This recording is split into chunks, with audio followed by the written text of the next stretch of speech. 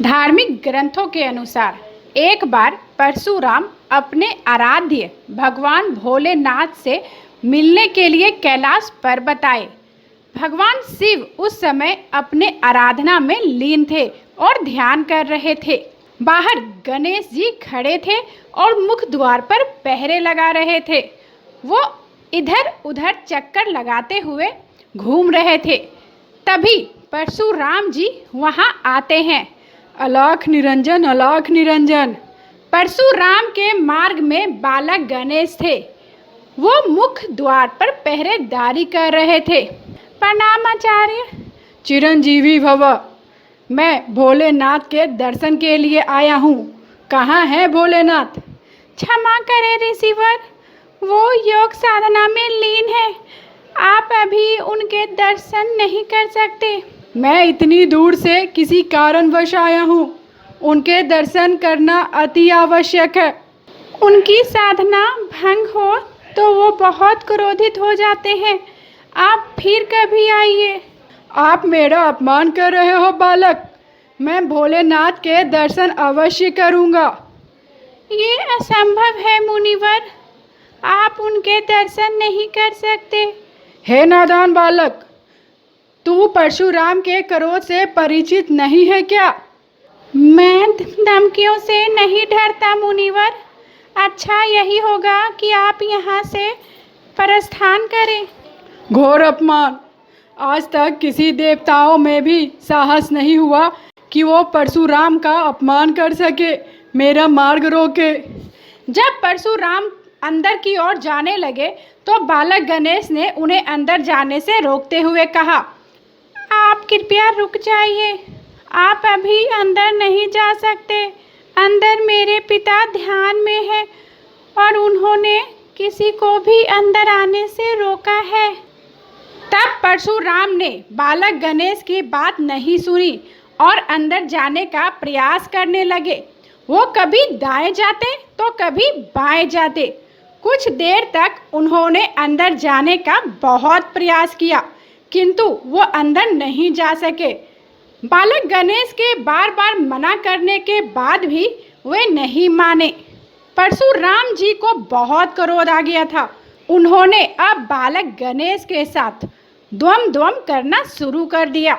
वो बाल गणेश पर प्रहार करने लगे और अपनी बुद्धि और ज्ञान से तरह तरह के अस्त्र और शस्त्र का उपयोग करने लगे।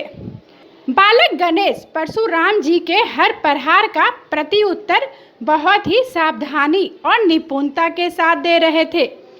वो परशुराम जी के शस्त्रों के प्रहार का इस तरह जवाब दे रहे थे कि परशुराम जी का हर प्रहार विफल हो जा रहा था, जिससे उनका क्रोध और भी बढ़ता जा रहा था।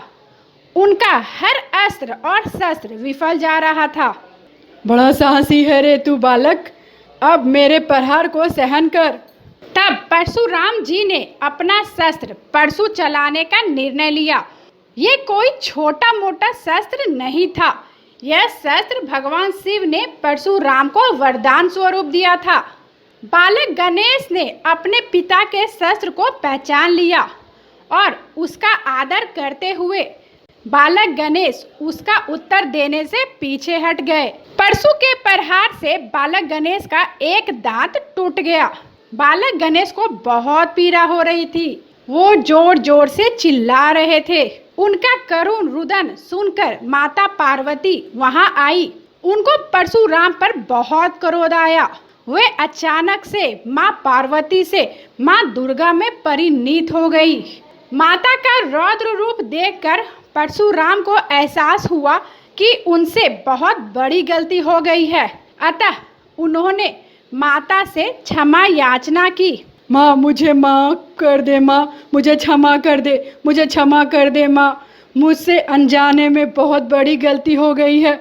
मुझे क्षमा कर दे माँ, मुझे क्षमा कर दे। पर इतने पर भी माँ का क्रोध शांत नहीं हो रहा था। उनका रौद्र रूप शांत होने का नाम ही नहीं ले रहा था। फिर गणेश ने माँ के क्रोध को देखते हुए बोले, माँ आप शांत हो जाइए माँ, आप इन्हें क्षमा कर दीजिए। इसमें उनकी कोई गलती नहीं थी। माँ आप इन्हें माफ कर दीजिए, माँ इन्हें क्षमा कीजिए और आप शांत हो जाइए माँ। गणेश के बार बार कहने पर माँ का क्रोध शांत हो जाता है। वो गणेश के मुख को निहारने लगती है। तभी परशुराम जी कहते हैं, माता ये व्यर्थ नहीं जाएगा। एक दांत टूट जाने के कारण गणेश एक दंत कहलाएंगे। एक दंत का अर्थ होता है साहसी और अभिमानी। वो देवताओं में बहुत साहसी और अभिमानी माने जाएंगे। उनको लोग एक दंत वाले साहसी भगवान के रूप में पूजा करेंगे और गणेश जी को आशीर्वाद के रूप में कुछ शक्तियां और ज्ञान भी दिया। तभी से गणेश जी का नाम उनके एक दांत टूटने के कारण एक दंत पड़ गया और लोग एक दंत के रूप में उनकी पूजा करने लगे।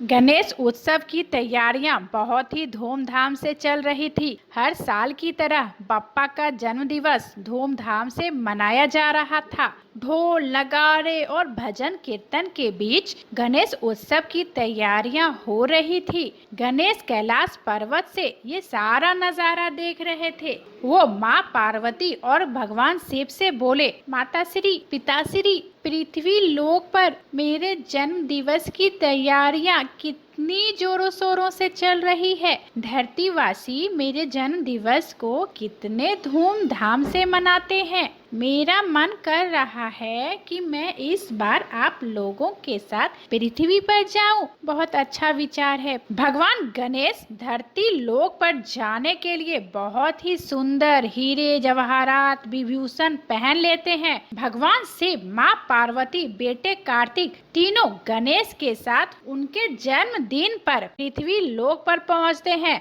धरती लोक का नजारा देखकर भगवान गणेश बहुत खुश होते हैं। हर तरफ गणपति बप्पा मोरया, गणपति बप्पा मोरया का नारा लग रहा था।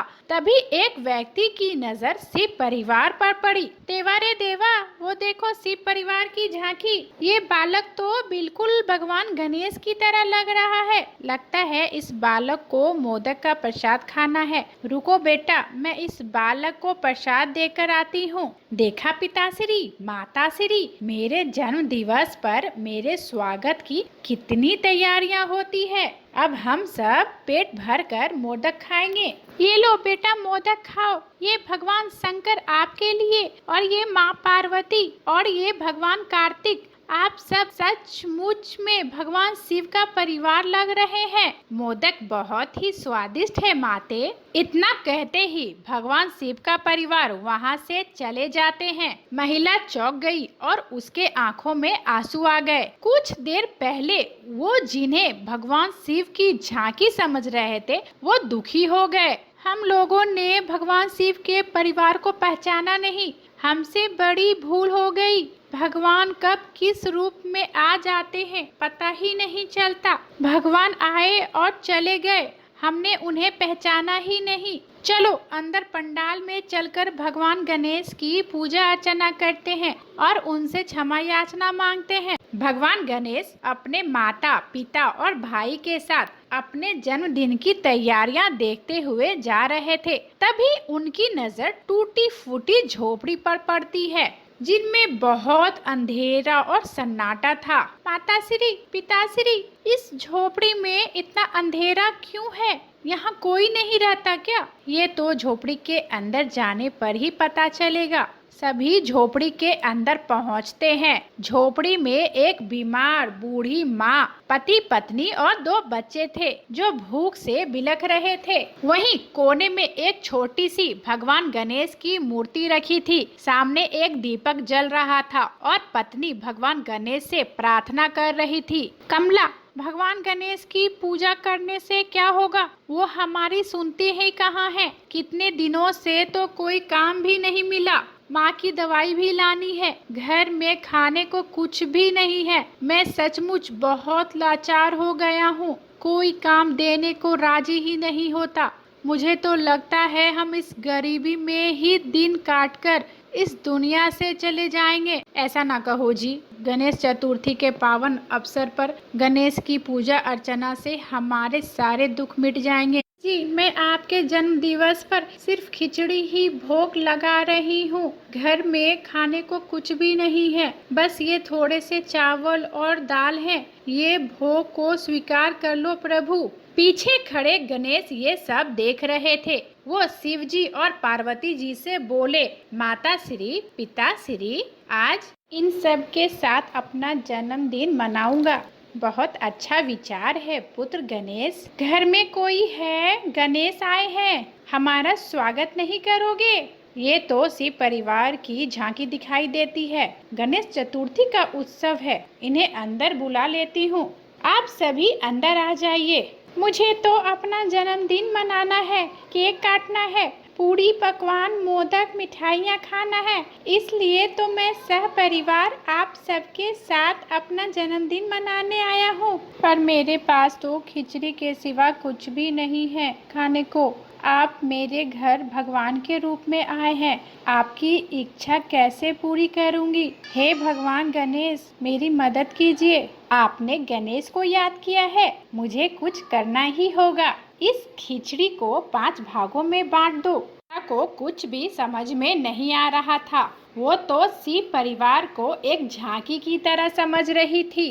कमला में खिचड़ी को 5 भागों में बांट दिया। भगवान गणेश ने खिचड़ी के एक भाग को सुंदर और स्वादिष्ट केक में बदल दिया, दूसरे भाग को मोदक में बदल दिया और तीसरे भाग को पूरी पकवान में बदल दिया। इसी तरह चौथे भाग को सुंदर वस्त्रों में और 5वें भाग को हीरे जवाहरात और आभूषणों में बदल दिया। कमला और उसका परिवार ये सब चमत्कार देखकर दंग रह गए। गणेश भगवान को अपने समक्ष देखकर हाथ जोड़ लिए। साक्षात शिव भगवान के दर्शन पाकर हमारा परिवार धन्य हो गया, हमारा जीवन सफल हो गया प्रभु। हाँ माँ, तुमने सच्चे हृदय से मुझे याद किया और जो कोई भी गणेश चतुर्थी के उत्सव पर सच्चे हृदय से मुझे याद करता है तो उस पे मेरी कृपा सदैव बनी रहती है। इतना कहते ही गणेश अपने माता पिता और कार्तिक के साथ